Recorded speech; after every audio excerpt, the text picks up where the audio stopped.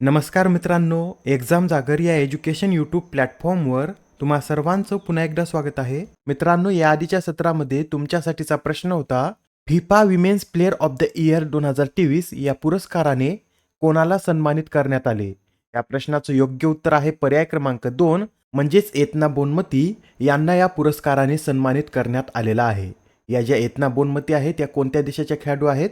तर त्या स्पेन या देशाच्या खेळाडू आहेत आणि सध्या त्या बार्सिलोना या क्लबकडून खेळत आहेत. आणि मित्रांनो, एकाच वर्षात महिला फुटबॉलमध्ये 4 अव्वल पुरस्कार जिंकणाऱ्या त्या पहिल्याच महिला ठरलेल्या आहेत. याआधी त्यांनी UEFA player of the year, Ballon d'Or आणि world cup golden ball award सुद्धा जिंकलेला आहे.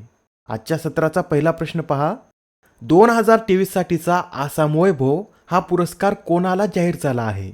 तर हा जो आसामचा सर्वोच्च नागरी पुरस्कार आसाम वैभव पुरस्कार आहे, हा पुरस्कार रंजन गोगोई यांना जाहीर झालेला आहे. या पुरस्काराचं वितरण 10 फेब्रुवारी रोजी राज्यपाल गुलाबचंद कटारिया यांच्या हस्ते करण्यात येणार आहे. मित्रांनो, रंजन गोगोई यांच्याविषयी नोट करून घ्या.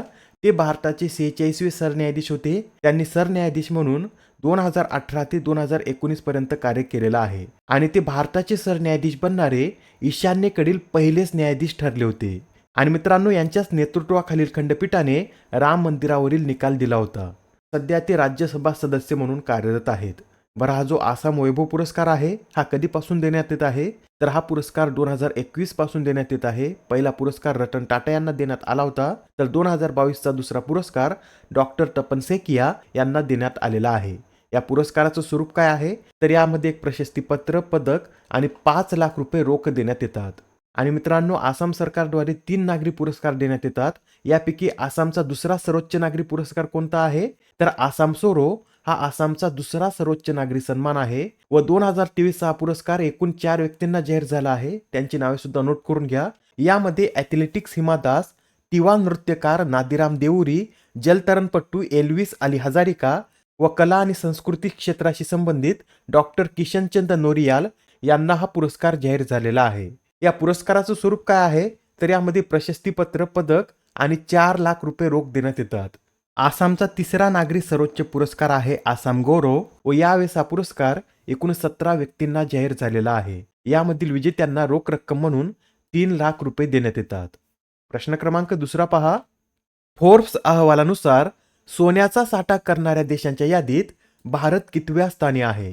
नुकताच आता फोर्ब्सद्वारे हा अहवाल प्रकाशित करण्यात आलेला आहे व आता सोन्याचा साठा करणाऱ्या देशांच्या यादीत भारत हा 9व्या क्रमांकावर आहे. यामध्ये भारताने ब्रिटन आणि सौदी अरेबियासारख्या देशांना मागे टाकून यात 9वं स्थान पटकावलेलं आहे. भारताने एकूण 800.78 टन सोन्याचा साठा केलेला आहे. यामध्ये प्रथम स्थानावर कोणता देश आहे? तर अमेरिका हा 8133.46 टनासह प्रथम स्थानावर आहे. दुसऱ्यावर 3352.65 टनासह जर्मनी आहे. तिसऱ्यावर इटली हा देश आहे. चौथ्यावर फ्रान्स, 5व्यावर रशिया, 6व्यावर चीन, 7व्यावर स्वित्झर्लंड, 8व्यावर जपान, 9व्यावर भारत, तर 10व्या क्रमांकावर नेदरलँड हा देश आहे. भारताच्या आधी आणि भारताच्या नंतर कोणते देश आहेत हे सुद्धा लक्षात ठेवा. 8व्या क्रमांकावर जपान आहे, तर 10व्या क्रमांकावर नेदरलँड हा देश आहे. नेक्स्ट क्वेश्चन पहा. योग्य विधान ओळखा. एकूण 3 विधानं आहेत. यापैकी आपल्याला योग्य विधान ओळखायचे आहेत. पहिलं विधान वाचा. केंद्रीय पशुसंवर्धन आणि दुग्ध व्यवसाय मंत्रालयाच्या मते सर्व प्रकारच्या गुरांच्या दुग्धोत्पादनात भारत जगात प्रथम स्थानी आहे. मित्रांनो, हे जे विधान आहे बरोबर आहे, कारण सर्व प्रकारच्या गुराच्या दूध उत्पादनात भारत हा सध्या जगात प्रथम स्थानी आहे. दुसरं विधान पहा.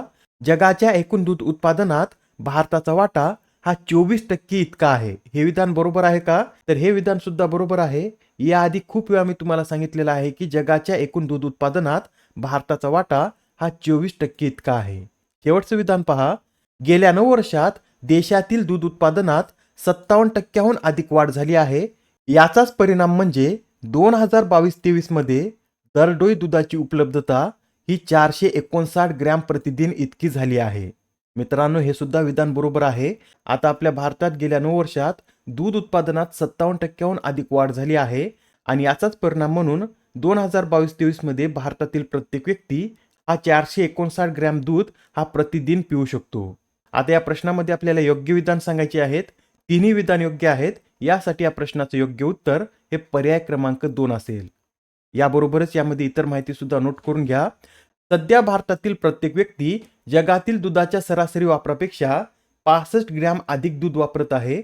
कारण जगात सध्या दुधाचा सरासरी वापर प्रति व्यक्ती केवळ 394 ग्रॅम इतका आहे, तर हाच वापर भारतामध्ये 459 इतका झालेला आहे. मित्रांनो, भारताच्या दूध उत्पादनात वाढ होण्याचं महत्त्वपूर्ण कारण म्हणजे राष्ट्रीय गोकुळ मिशन. आणि हे जे राष्ट्रीय गोकुळ मिशन आहे हे कधी सुरू करण्यात आलं होतं, तर डिसेंबर 2014 मध्ये हे मिशन सुरू करण्यात आलं होतं. व या मिशनचा उद्देश काय होता, तर स्थानिक गोवंश जातींचा वैज्ञानिक पद्धतीने विकास आणि संवर्धन करणे हा या मिशन मागचा उद्देश होता. बरं, सध्या देशाच्या अर्थव्यवस्थेत डेअरी क्षेत्राचा एकूण किती टक्के वाटा आहे, तर सध्या देशाच्या अर्थव्यवस्थेत डेअरी क्षेत्राचा वाटा हा 5% इतका उच्च आहे. प्रश्न क्रमांक 4 पहा.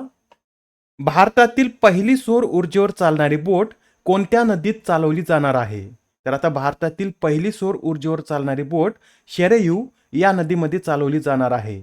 मित्रांनो, ही जी बोट आहे ही बोट Uttar Pradesh new and renewable energy एजन्सीद्वारे लॉन्च करण्यात येणार आहे आणि ही एक ड्युअल मोड ऑपरेटिंग बोट असणार आहे जी 100% सौर इलेक्ट्रिक पॉवर बेसवर काम करेल.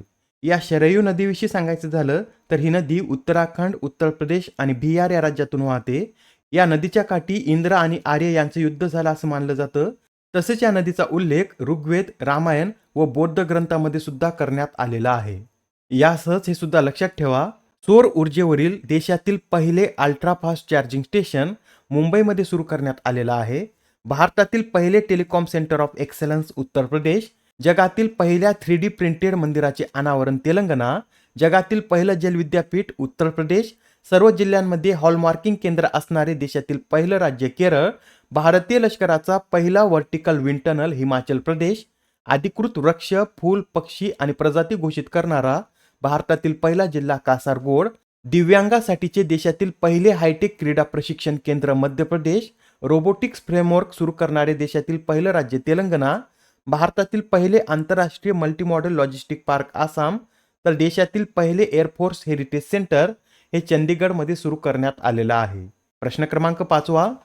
ब्रँड फायनान्सने प्रसिद्ध केलेल्या 2024 साठीच्या ग्लोबल 500 या अहवालानुसार कोणती कंपनी जगातील सर्वात मजबूत ब्रँड ठरली आहे? या प्रश्नाचं योग्य उत्तर आहे पर्याय क्रमांक 3 म्हणजेच WeChat ही कंपनी जगातील सर्वात मजबूत ब्रँड ठरलेली आहे.